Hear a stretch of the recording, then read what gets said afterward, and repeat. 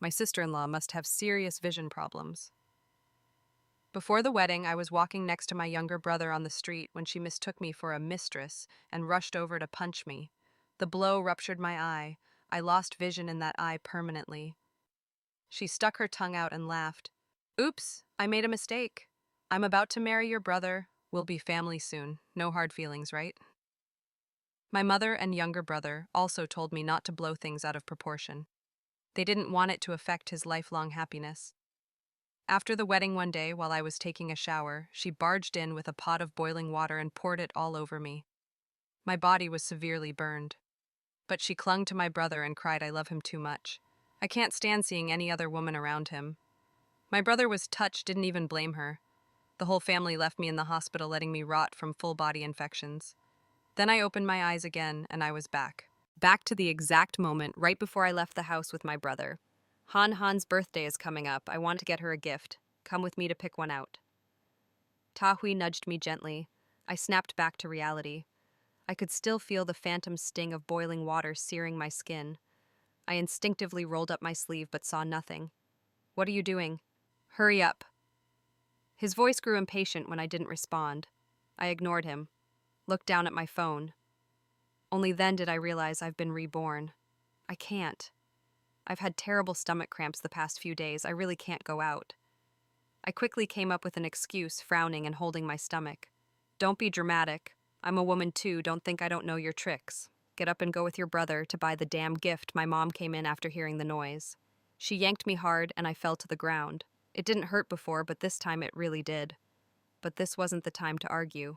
I had to stay inside. I had to protect my eyes. Mom, why don't you go with Hui? Your sense of style is way better than mine. If Han finds out you picked out the gift, she'll be even happier. I softened my tone. She glared at me. I'm busy. I don't have time. Of course. Tahui only wanted me to come because he wanted me to pay. Mom knew that too, which is why she didn't want to go. So I pulled out my phone and transferred money to her. Here, you can pay. And while you're out, pick up some new clothes. It's changing seasons. As soon as she got the money, her mood improved noticeably. Seeing someone else was footing the bill, Tahui no longer cared who came with him. All right. Mom, go get dressed. Let's head out early. She went back to her room. I followed. Wear this outfit, it looks great on you, makes you look years younger. Her face instantly lit up. I handed her a light-colored set from the wardrobe. She didn't think twice and put it on. After sending them out the door, I finally exhaled in relief. But just a few minutes later, I left the house too, silently followed behind them all the way to the mall.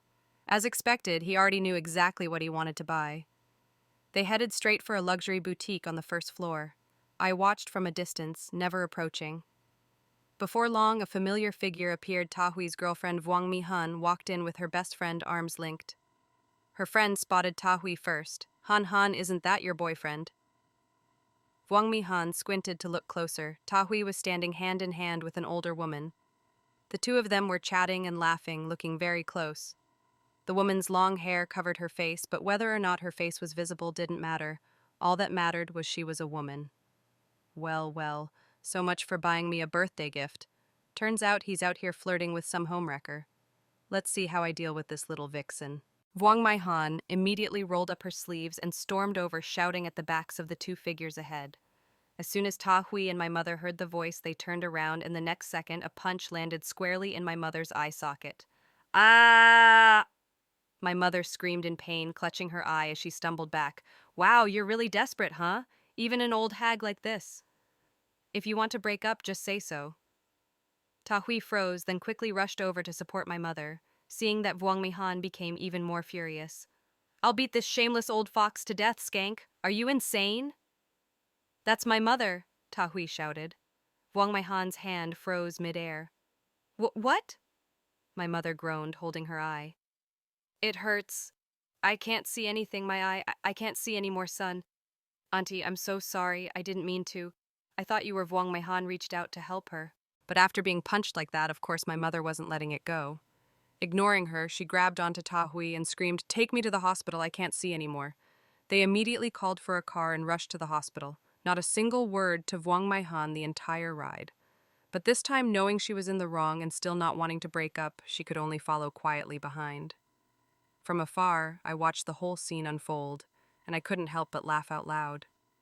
In my previous life, it was me who went to the mall with Ta Hui to choose a gift for Vuong Mihan. I merely walked beside him. There wasn't a single intimate action between us. Yet when she saw us, she didn't hesitate. She charged over and punched me straight in the face. Even when Ta Hui explained we were siblings, she didn't believe it. She continued to beat me mercilessly and even blocked me from going to the hospital. As a result, I missed the critical window for treatment. I had to undergo surgery to remove my left eyeball. I became a woman with only one eye. I wanted to call the police and make her pay, but Vuong Mihan arrogantly said, "My eyesight's bad." Why were you walking so close to each other? Even if you're siblings, keep a respectable distance. It's just one eye and you want to ruin my entire future for that. What kind of heartless sister are you? I was speechless, trembling with rage. I pulled out my phone to call the police. But my mother grabbed it first. She slapped me hard across the face. "Drama queen, it's just one eye. It's not like you're completely blind. What you won't rest until your brother is miserable too." Because of that injury, I became disabled. The promotion that should have been mine was taken away. On the surface, the leadership said it was a reassignment for my own well-being, but in reality, they banished me to a dead-end job just making tea and doing errands every day. Later on one evening, when Vuong Mihan came home and saw that only Ta Hui was there, then heard water running in the bathroom, she thought he'd brought home a mistress behind her back. She stormed into the kitchen, boiled a pot of water, kicked the bathroom door open, and without a word dumped it straight inside. The boiling water scalded my whole body, my skin split open, and she laughed wildly. "You slut, burn in hell." Once the steam cleared and she saw it was me, she faked surprise. "Oh, it's you. Why are you showering during the day? Planning to seduce my husband or what?" I was in so much pain I couldn't even breathe. I didn't care that I was naked. I ran out to call for an ambulance. I suffered full-body burns and had to undergo skin grafts. But Ta Hui and my mother conspired behind my back. They stole all my savings and told the doctor, "We refuse treatment. Just let her die already." My body became infected. As I lay dying, Vuong Mihan stood at the foot of my hospital bed, looking down with smug contempt. "Next time, stay away from other people's men, or you won't even know how you died." I died in excruciating pain, but even in death they wouldn't leave me alone. They came to my funeral and smeared my name, accusing me of trying to seduce my own brother, said I died from karma. Living was hell, but even death gave me no peace. Thankfully, heaven had eyes. I was given another chance to live. This time, none of these monsters will be spared. On the way to the hospital, Ta Hui called me telling me to come. By the time I arrived, the doctor was checking my mother's eye.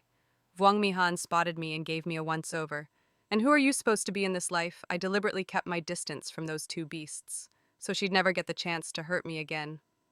I smiled faintly.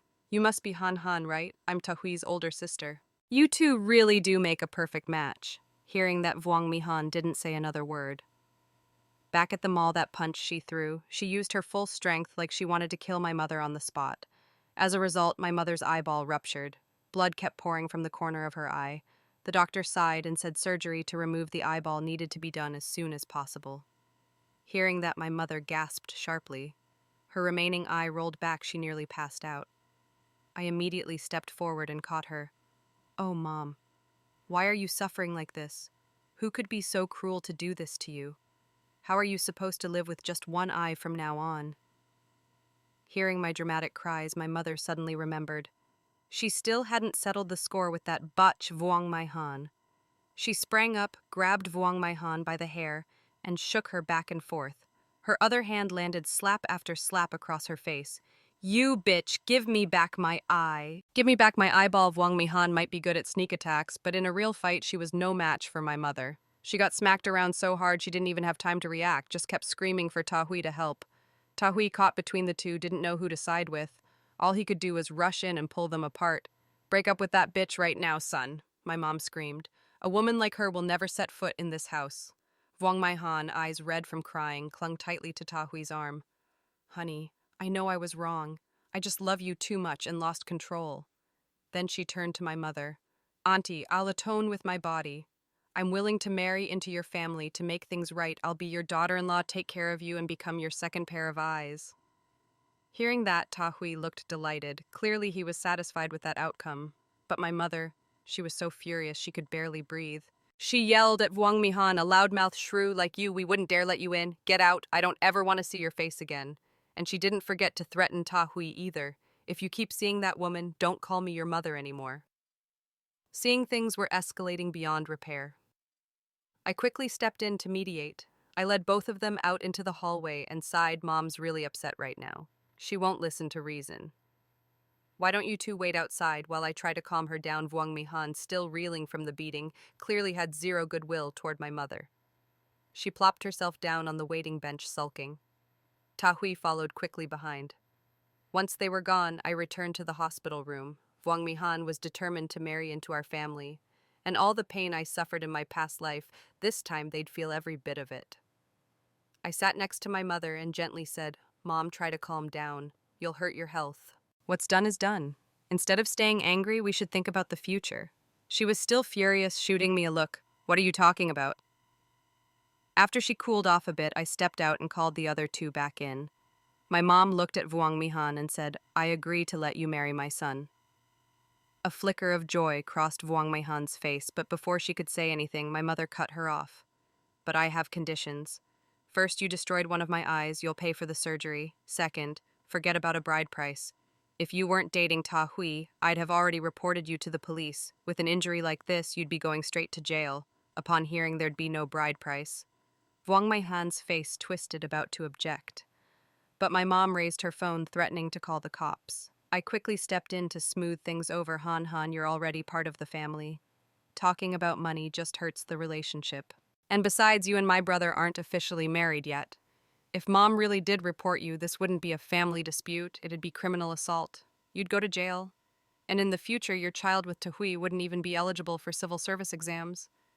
No bride price was clearly a win for Ta Hui. He immediately joined in with me and Mom to persuade her. Wang Meihan couldn't possibly win against the three of us, so in the end, she grudgingly agreed. When her parents heard their daughter had punched her future mother-in-law blind in one eye, they were completely speechless, not a single word of defense. Since my mom needed surgery, we didn't hold a wedding. They just went to register the marriage and called it done. Her left eye had to be removed. What remained was a dark, hollow socket, terrifying to look at. I bought her a simple eye patch so strangers wouldn't be startled at the sight. Wang Mihan moved in with our family. From then on, my mom was too busy picking fights with her to care about me anymore. But since they were newlyweds, Ta Hui and Wang Mihan still acted sweet. Though honestly, Wang Mihan was never the type to settle down quietly. That day, she said she wanted to visit her parents and asked Ta Hui to drive her. As soon as she got in the car, she noticed the front passenger seat was moved slightly forward. This time, she actually stayed calm. Instead of kicking up a fuss, she just silently took note of it. Later at home, she casually asked me, Sis, did you sit in the front seat of Ta Hui's car a few days ago? The seat's been moved. I played dumb. The seat. Nope. I haven't even ridden in his car lately. Wang Mihan was quiet for a while, then muttered, Maybe my eyesight's bad. I probably saw it wrong. I smiled, playing along. I'm half a head taller than you remember. If someone adjusted the seat, it would have been pushed back, not forward. The moment I said that, her hand clenched into a fist. She wasn't tall. So if the passenger seat had been moved forward, the person sitting there had to be shorter than her, which meant only one thing, another woman. To Wang Mihan, that was a blatant declaration of war. Whoever that fox was clearly wanted her to know her place, but she didn't react right away. She had plenty of tricks up her sleeve, and judging by the sinister smile on her face, I knew exactly what she was planning. I quickly retreated to my room to avoid getting caught in the crossfire. That evening, Ta Hui was supposed to be home by 6:30 p.m., but time passed and he still hadn't returned. My mom called him, but he didn't pick up. Wang Mihan smiled sweetly. No need to wait, Mom. Let's just eat. He probably won't be home anytime soon. My mom snorted coldly.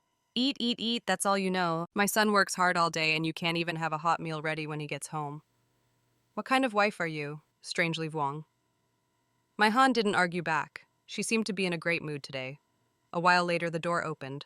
Ta Hui stumbled in, looking completely dazed, sweat dripping down his forehead. He looked around at the three of us, then suddenly roared, Who the hell smeared superglue on the passenger seat of my car? I knew it was Vuong. My Han's doing, but I kept a straight face and asked innocently, What glue? What are you talking about? Even my mom looked confused. Why would anyone put glue in your car? I can't even remember the last time I rode in it. Tahui stared hard at both of us, scanning our faces. After confirming we weren't lying, he whipped his head around and glared at Vuong Mi-han. It was you, wasn't it? So what? That fox wants to ride shotgun in my car. I made sure she stays there stuck for life. Before he could even accuse her, Vuong Mi-han had already admitted it herself. That line was the last straw. Tahui exploded like a lit firecracker. Are you insane? What fox? That was my boss's son. The moment he screamed that in despair, I felt pure joy blooming in my chest like a garden in spring.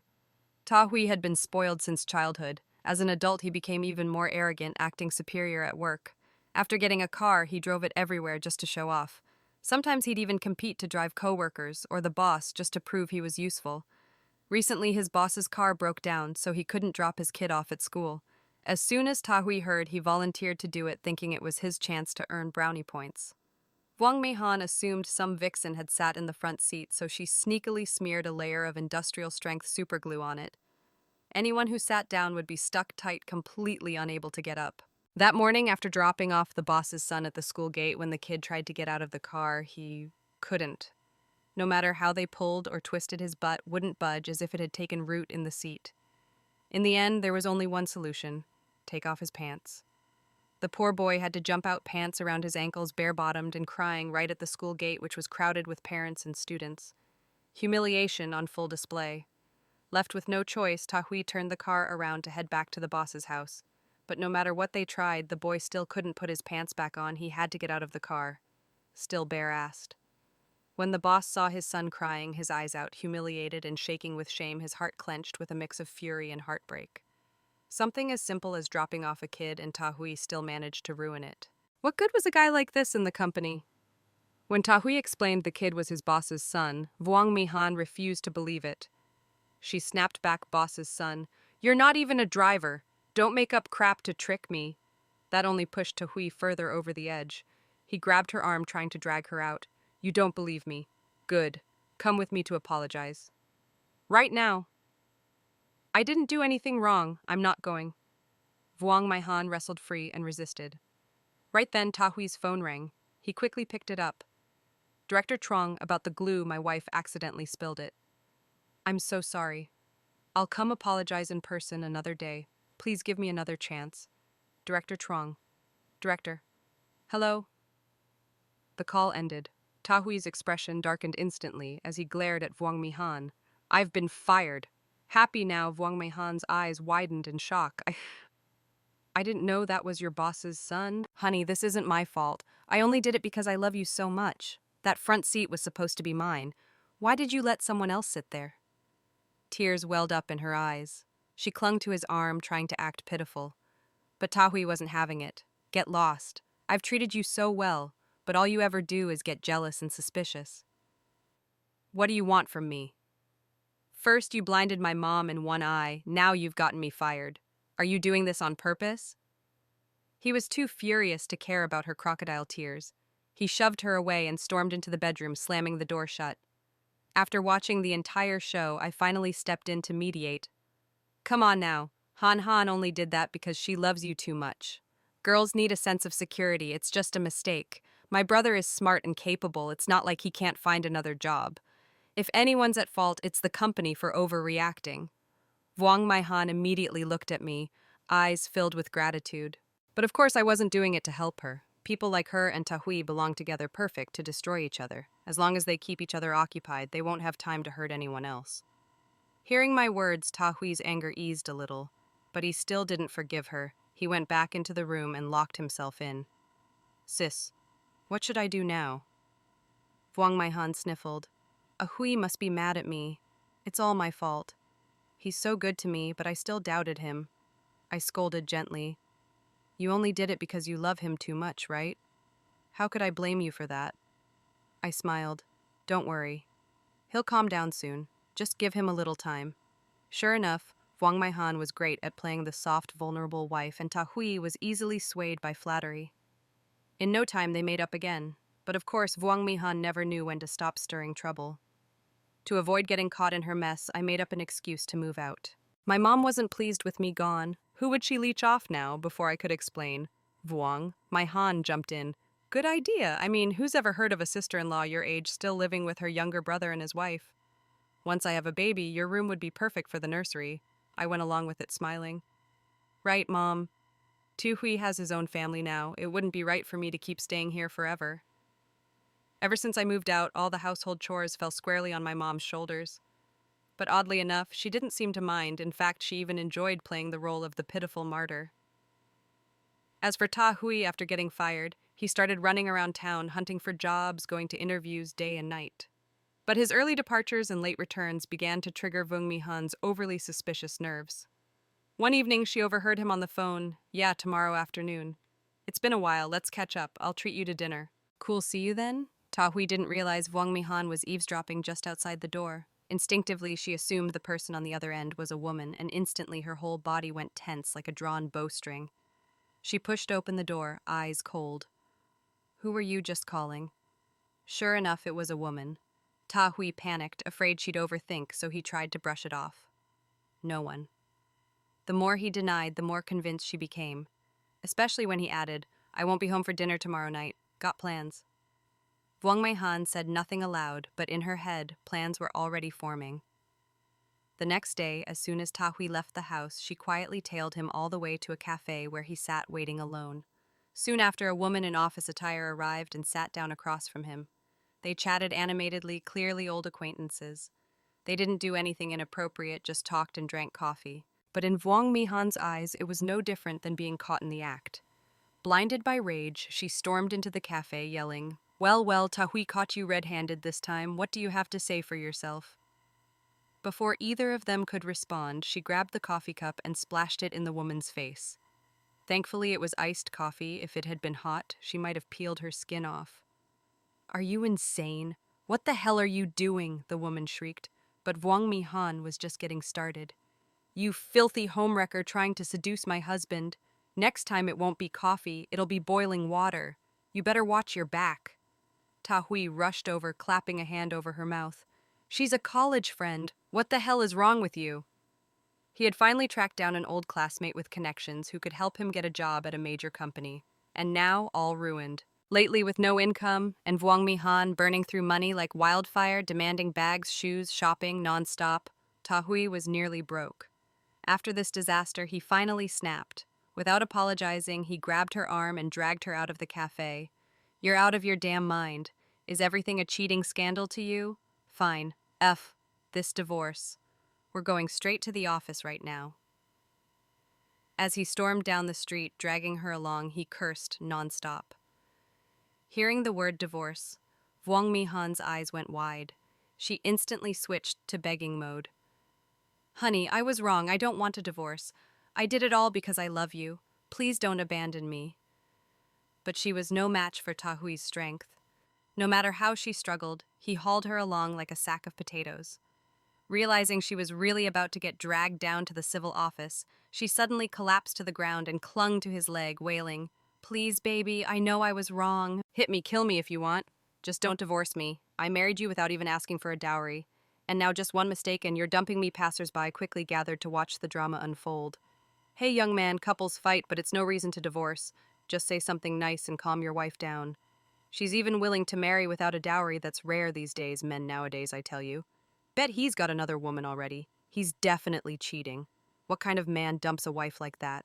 She even gave up the dowry, a whole crowd of strangers pointing fingers gossiping. Ta Hui's face turned bright red with humiliation. Honey, I'm not divorcing you. Even if you keep a mistress later, I won't care as long as you stay by my side, with the crowd murmuring in sympathy.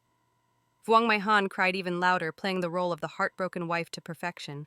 Fine, fine, no divorce. Get up, let's go home. Noticing bystanders raising their phones to record, Ta Hui had no choice but to compromise, dragging her home just to avoid further humiliation. Seeing herself win, Vuong Mi Han smirked triumphantly, trailing along behind him like a satisfied kitten. But her antics kept escalating, and Ta Hui had reached his breaking point. He utterly loathed her now and had no patience left. Yet when they got home, she foolishly thought the storm had passed and arrogantly declared, From now on, don't you dare secretly meet other women. I'll get jealous. That was the final straw. Without hesitation, Ta Hui turned around and slapped her hard across the face. You cursed jinx. I must have been cursed for 8 lifetimes to marry a woman like you. Will you only be satisfied when you've ruined my life? Clutching her face in shock, Wang Meihan cried out, You hit me! Ta Hui was so furious, he looked like he could kill her on the spot. I want a divorce. In my past life, I'd been ruined to death by this woman, and Ta Hui stood by treating it like entertainment. Now in this life, all he'd lost was a job, and he already couldn't take it. But divorce isn't something you can demand alone. If Wang Meihan refused to sign, there was nothing he could do. To make it worse, my mother chimed in with her wisdom. You've only been married a short while and already talking divorce. Don't you feel embarrassed? She didn't like Wang Meihan either, but deep down she knew. A daughter-in-law who didn't ask for a dowry was a rare bargain these days. Better to tolerate it than spend money. To calm Ta Hui down, she even called me back home to help smooth things over. It's not a big deal, don't blow it up. Your current jobs aren't exactly stable either. Why not take the civil service exam, get a government job that's the real iron rice bowl? When I said that, I deliberately glanced at Wang Meihan. Sounded good, but if passing the civil exam were that easy, everyone would be in government already. Her face twisted in irritation. I simply huffed, it's just advice. Ignore it if you don't want it. At this point, Ta Hui had burned most of his bridges, and finding a new job was nearly impossible. Taking the civil service exam was actually a pretty smart choice. I pulled him aside and lowered my voice. The registration period opens in a few months. You should rent a place and prep seriously. Stop shouting about divorce every day, both of you need to cool off.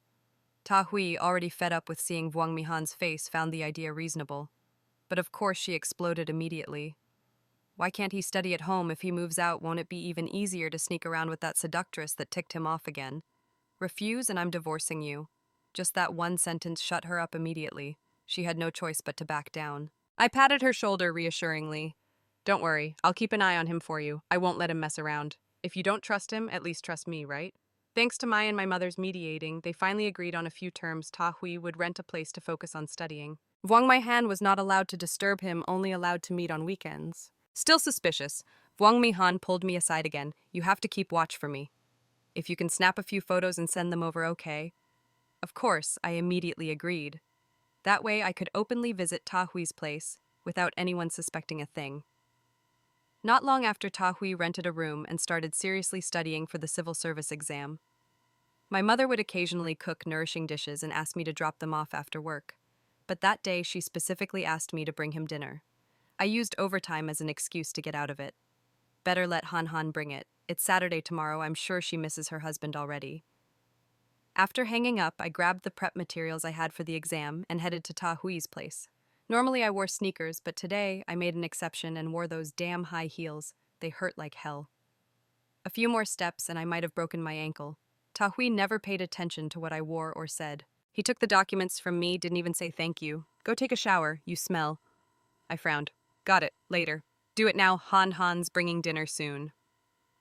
Without another word, I switched into his house slippers but deliberately left my heels in his room before calmly leaving. Not long after I left, Ta Hui set down his books and headed to the shower. He had a habit of listening to music while bathing, completely unaware when the door opened. Wang Meihan stepped in with a lunchbox. Right by the entrance, she spotted a pair of black high heels. She froze. She had tried everything to drive out the seductress, and yet she still missed one. Staring at the shoes, her imagination ran wild with scenes of some flirtatious fox spirit. If she hadn't dropped by today, she'd still be living in blissful ignorance. She placed the lunchbox down and tiptoed toward the bedroom, but it was empty. From the bathroom came the sound of running water, and a woman's voice. What? Showering together. Who could bear that? Wang Meihan dashed to the kitchen, boiled a full kettle of water, and stormed toward the bathroom. Inside, steam clouded the room. She could barely make out any shapes. Ta Hui was shampooing with his eyes closed, humming along to his music, completely unaware the door had opened. You cheating bastards, go to hell, splash boiling water poured straight onto his body. Ah ha, ah, his screams echoed through the room. He slumped against the wall, unable to stand from the pain. As the steam cleared, Wang Meihan finally realized he was alone. No woman, just him. His skin turned bright red as if boiled alive. He groaned in agony. He fumbled to turn on the cold water, desperately trying to cool the burns. But that water had been boiled at 100 degrees. No amount of cold water could undo the damage. Call an ambulance, now I'm burning alive! Tahui shrieked. Vuong Mihan stood frozen, stunned, silent. Only when his screams reached her ears again did she snap out of it and reach for her phone. When my mother and I arrived, Tahui was still in surgery. He had suffered severe burns over most of his body, worst of all because he was facing the bathroom door his entire face. And his privates had been scalded too. Upon hearing this, my mother fainted on the spot. I quickly pressed her philtrum, couldn't let her pass out now she still had decisions to make. I pressed so hard her philtrum nearly bled, finally she came to. The moment her eyes opened, they locked onto Vuong Mihan with the fury of a predator. She lunged, fists flying. "You bitch, you ruined my son, I'll kill you to avenge him." I stood to the side, pretending to hold her back, but only half-heartedly. My eyes stayed cold, watching the chaos like it was a show. Vuong Mihan wailed as she got beaten, unable to fight back, just taking the blows. Only when my mother got tired did she finally let go, but her glare was sharp as knives still locked onto her like a curse. A while later, the surgical light went off. The doctor came out, face grim. "The patient has suffered extensive burns across the body. His life isn't in danger for now." He called the family into the consultation room to discuss the next steps in treatment.